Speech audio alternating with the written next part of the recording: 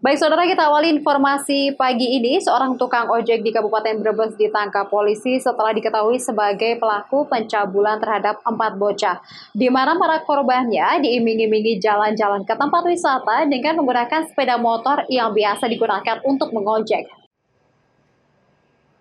Anas Ruliansyah, 41 tahun, warga desa Sindang Heula, Kecamatan Bajar Harjo, Kabupaten Brebes yang berprofesi sebagai tukang ojek harus mendekam di sel tahanan Mapolres Brebes setelah ditangkap polisi karena sebagai pelaku pencabulan 4 bocah perempuan yang tidak lain adalah tetangganya sendiri.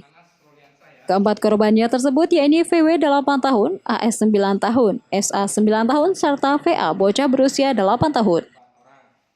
Saat diinterogasi polisi, tersangka mengakui perbuatannya, di mana para korban yang menjadi target terlebih dahulu diiming-imingi jalan-jalan ke tempat wisata dengan menggunakan sepeda motor yang biasa digunakan untuk mengojek. Tersangka Anas juga menyebut jika para korbannya dicabuli di berbagai tempat, dari mulai di pemandian umum hingga kamar mandi sebuah bangunan sekolah dasar. Aksi bejat dilakukan tersangka dikarenakan untuk menyalurkan nafsunya setelah ditinggal istrinya yang kini tengah bekerja di Arab Saudi sebagai TKI. Berapa orang yang dicabuli? 4 orang. Itu korban siapa? 10 tahun, Terus 9 tahun.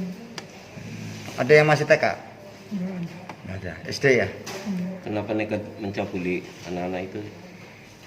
Mungkin dilap. Dilap. Kenapa? Kenapa gelap? Pengen? Iya.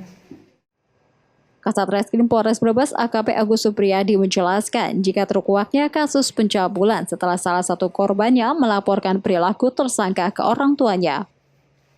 Polisi hingga kini masih terus melakukan pengembangan karena dikhawatirkan masih ada korban lain yang belum berani melaporkan ke polisi.